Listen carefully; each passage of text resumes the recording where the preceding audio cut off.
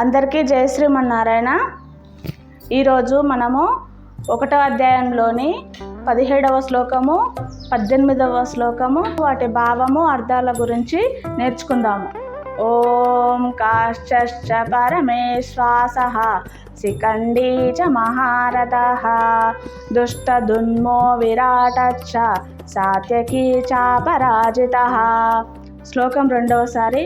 ఓం కాశ్చ పరమేశ్వాసః శిఖండీ చ మహారథః దృష్టదున్మో విరాటశ్చ సాత్యకీ చ పరాజితః.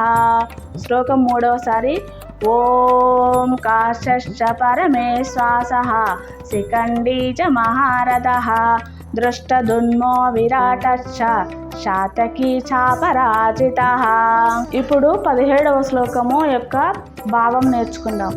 భావము: కాశీరాజు పరమ బాణధారి, శిఖండి అనే మహారథుడు, దృష్టదున్ముడు, విరాటుడు, సాత్యకి అనే అపరాజితుడు వీళ్ళందరూ కూడా యుద్ధరంగంలో ఉన్నారు అని ధృతరాష్ట్రునికి సంజయుడు చెబుతున్నాడు.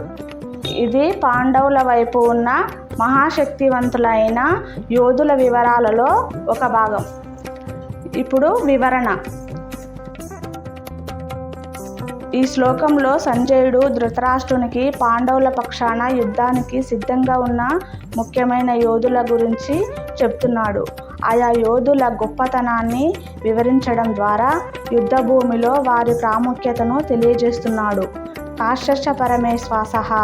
కాశీరాజు అత్యుత్తమ ధనుర్విద్యలో నిపుణుడు. ఆయన బాణధారినిలో అస్త్రశస్త్రాలలో ఆరితేరినవాడు. శిఖండీ చ మహారథః. శిఖండి ఒక మహారథుడు, అంటే ఒకేసారి 1,00,000 మందితో పోరాడగల సామర్థ్యం కల యోధుడు. శిఖండి ద్రుపదుని కుమారుడు, భీముని మీద ముఖ్యమైన పాత్ర పోషించాడు. దృష్టదున్ముడు కూడా ద్రుపదుని కుమారుడు, అగ్నికుండంలో జన్మించాడు. కౌరవులను సంహరించడానికి పుట్టిన వారిగా భావించబడతాడు. అతను పాండవ సేనాధిపతి. విరాటుడు పాండవులు అజ్ఞాతవాసం చేసిన రాజ్యానికి అధిపతి, ధైర్యవంతుడైన రాజు. సాత్యకి అపరాజితః. సాత్యకి యాదవులలో ప్రసిద్ధుడు, శ్రీకృష్ణుడి వంశానికి చెందినవాడు. ఇతడు శూరవీరుడు. అపరాజితః అంటే ఎప్పుడు ఓటమి చెందని యోధుడు అని అర్థం. పాండవుల పక్షాన యుద్ధానికి వచ్చిన యోధులలో కాశీరాజు, శిఖండి, దృష్టదున్ముడు, విరాటుడు, సాత్యకి వంటి వారు ఉన్నారు. వీరందరూ అతి ముఖ్యమైన ప్రతాపశాలులు, మహాయోధులు. వీరుల ఉనికి పాండవుల సైన్యంలో గొప్ప బలాన్ని ఇస్తుంది. ఇప్పుడు 1వ అధ్యాయంలోని 18వ శ్లోకం నేర్చుకుందాము. ఓం ద్రుపదో ద్రౌపదేయాశ్చ సర్వశః పృథివీపతే సౌభద్రశ్చ మహాబాహో శంఖాన్ దద్ముః పృథక్ పృథక్.